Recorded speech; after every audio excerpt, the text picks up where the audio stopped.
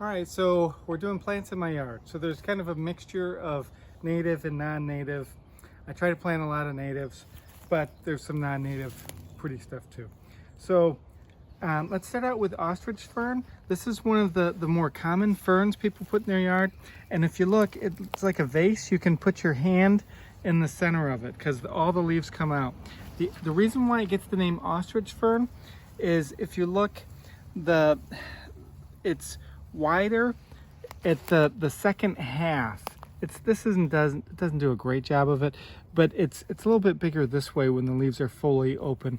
You know, typically you'd be bigger and then get smaller. This is bigger kind of the second half.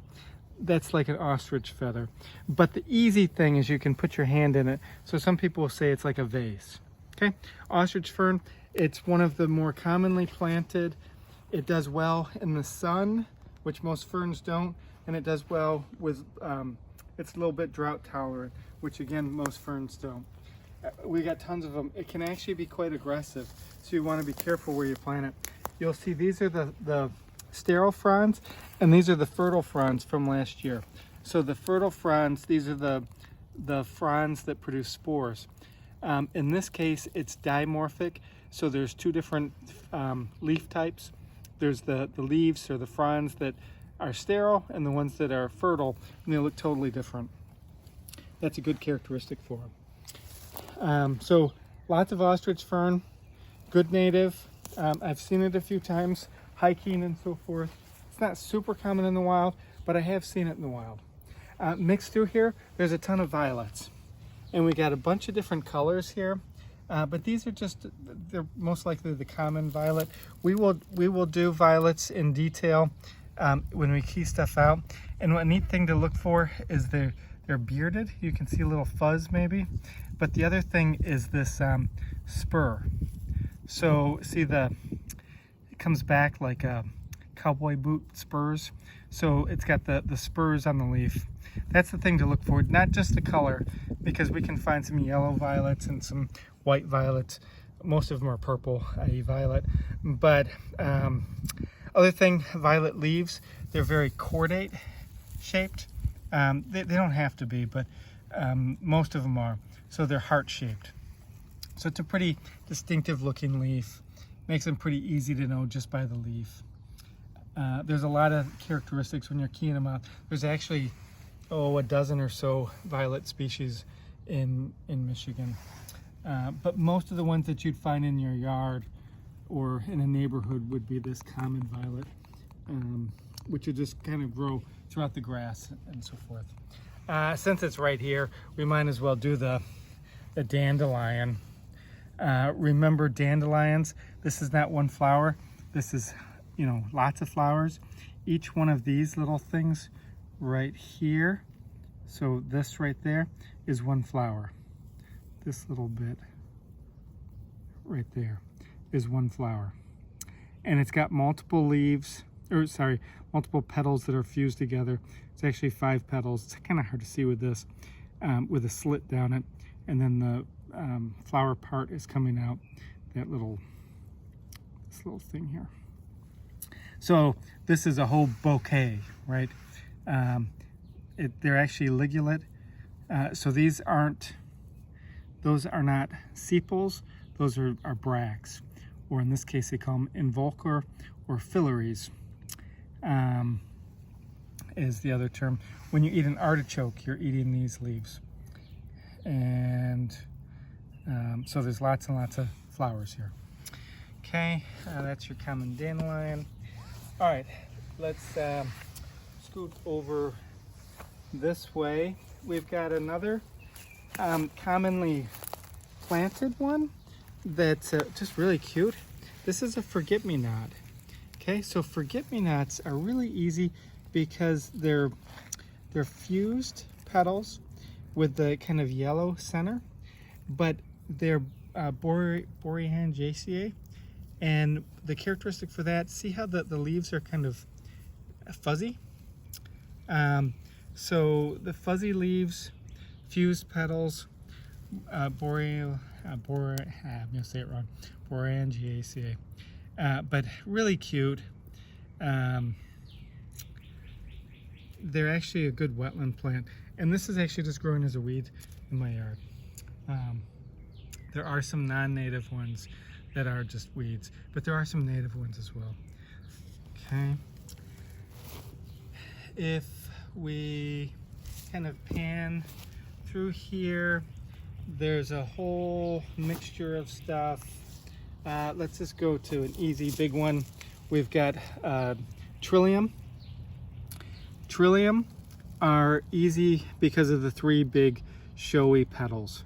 So there's 3 petals, 3 sepals, 6 stamen.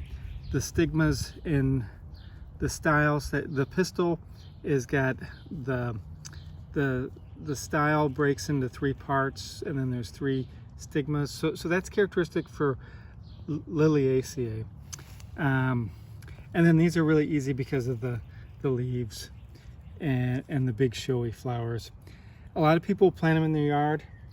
They are a good native. You should see lots of them in the understory, you know, forest around here. The deer like to eat them, so if you're in an area with lots of deer, you probably, they'll eat the flowers off. Here's some bigger ones. If you go to the plant store, they'll sell ones that are a little bit bigger. So this is probably one that I bought from the plant store, and then the other one is probably one that I bought from the native plant sales. So they're probably a different cultivar, but, or maybe I just fertilized this. It's hard to tell. If we keep looking right next to it, this is hard to tell because the flowers haven't opened yet, but the leaves are coming out. They're a compound. They're not quite compound. They're really deeply lobed in 5s. This is a geranium. This will be much easier later when the flowers are open. We'll see it other places with the flowers open with 5 petals. Pretty geraniums, very similar to geraniums that you'd put in your yard in terms of their flower, how their flowers look. But for us, it's just these leaves that are kind of really deeply 5-lobed. But I would only ask you it with flowers, so we'll have some pictures with flowers and we'll see them elsewhere. This one is bellwort. It's another Liliaceae, so it should have 6 petals, or six tepals, 3 petals, 3 sepals, and then 6 stamen, and then the inside there, I'm not going to really tear it apart. The style would be broken into 3. So that's good Liliaceae. Neat thing about this one, see how the leaves wrap all the way around the stem? So it's perfilate is the term for that. So it's got perfilate leaves and then these pretty flowers. I don't see this super commonly. I bought this from a native plant sale, but it is at Almond Park. I've seen it around here, you know, multiple times when I've been hiking. It's not quite this big and showy, but it's really easy because of those leaves. You can tell later in the season that it's the bellwort. Again, another good Liliaceae. If we come around just a little bit, this is actually another Trillium. Now this is a horticultural version of it, but there is theoretically, I don't think I've actually seen it other than in a park in the wild, but it's got the 3 petals, 3 sepals, 6 stamen, 3 parted pistil. So good Liliaceae, and this is a nodding Trillium. There's I forget now, about 5 different species of Trillium in Michigan. So we just say Trillium, that's okay, but then there are multiple species of them, and they call it nodding because it's bent over, and that's how they are. And then this is obviously a purple one, and so it's a different variety. That's a purple variety. Right below it we got a little Trillium, so they just haven't quite opened as much. I'm not sure if these are actually nodding ones or if they just haven't. I think these are a nodding variety, but because the nodding is a different species. It could just be that they're not growing quite right, All the nodding ones I've seen before are nodding quite a bit more than that, like all the wild ones.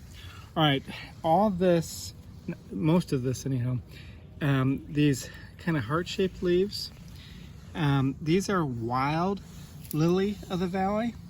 So I've got some like planted lily of the valley on the other side of the house that I can point out, but this is the flowers will come out here, and there'll be white flowers that they're pretty. It's another Liliaceae, but it's relatively easy because of these oval leaves. There'll be multiple leaves off the stem, and then with the flowers it'll be easy. With just the leaves, they're pretty distinct. There aren't a lot of plants that have, you know, smooth leaf margin. So you'd say entire, and then this really heart-shaped and strongly parallel veins. So this is again good monocot Liliaceae. Okay, and there's a bunch of it growing in here. It's a good ground cover. All right, we come just a little bit further over. This is an easy one. This is bloodroot. Bloodroot's really easy because of these strange lobes.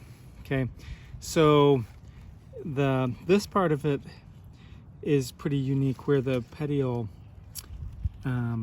attaches, but then it's got these weird fingers. It's called a bloodroot because if I take one leaf, so I'll just take one of these leaves that aren't looking quite as good.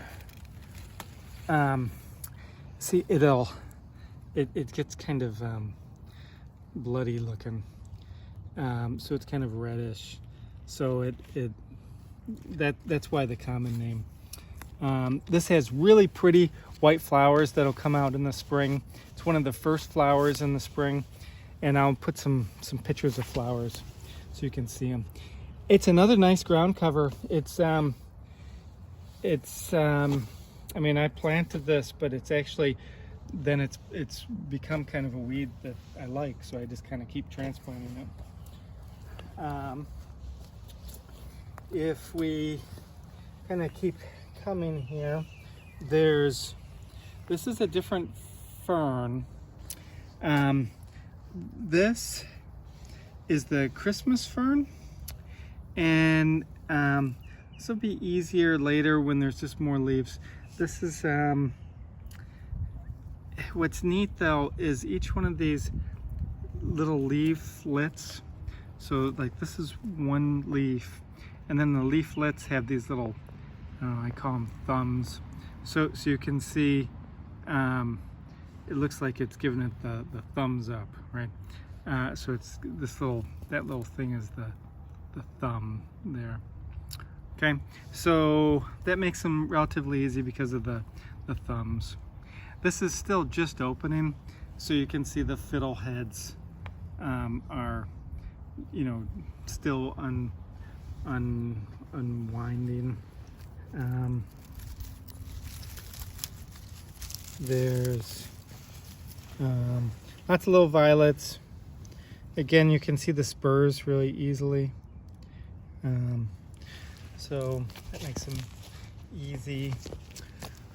There's a bunch of May apples through here. So May apples are easy because they're peltate leaves.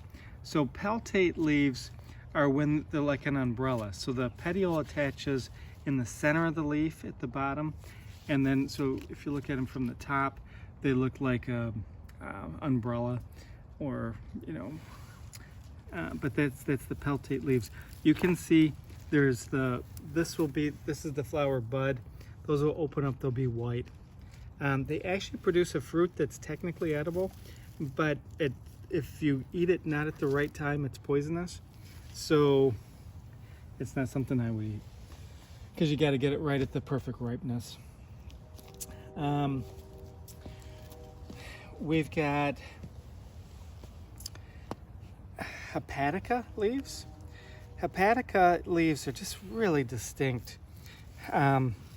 Maybe this petiole attachment looks very similar to the bloodroot, which we just saw a second ago, and I'll show you wild ginger in a second. But these leaves, they're very much trifoliate. Really distinct. This is another one that's one of the first flowers of the year. So these flowers came and went, 3 weeks ago. We've got another fern here. This is maidenhair fern. It's so distinct because maybe this one is nice by itself. You can kind of, it looks, I don't know, maybe hair-like. I don't know if you could call it hair-like. But each one of these little leaflets or pinnae, but the whole thing is, if we zoom out a little bit, that whole pattern is pretty distinctive. There's not anything else like that in Michigan that's a fern. It's kind of this curved, and then all the pinnae coming off of there. Through here, then so if we just pan the whole area, you can see like Mayaples, Trillium. This is actually another Trillium. It's not really one I've ever seen in the wild. It's more of a horticultural. But then Trillium, Mayapple. Okay, so there's this is like the all good forest understory. If we go just behind us a little bit,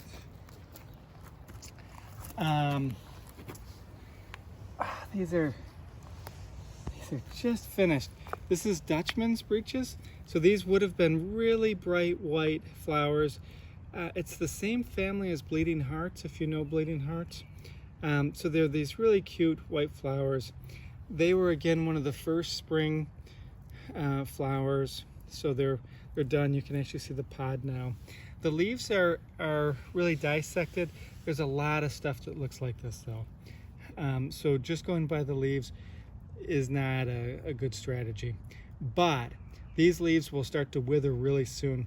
This is one of the really true spring ephemerals. Most of these understory plants will be gone by mid-July. These ones can be gone by early June, sometimes even by mid-May. They'll start to wither really quickly. There's a lot of it around here in West Michigan, but again, it's one of those early flowers. If we scoot over just a little bit, we've got another really common understory. This is wild ginger. Wild ginger is really easy because it's got these entire leaves. I find this attachment unique, although the hepatica had the same attachment and the bloodroot had the same kind of weird attachment, but these are then entire. And then what's really easy or neat about this one is the flowers.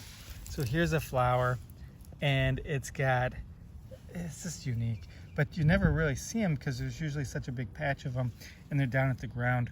They actually kind of stink a little bit, and they're fly pollinated. So that stinky makes them so that flies like them. Like stinky is like not a good smell. And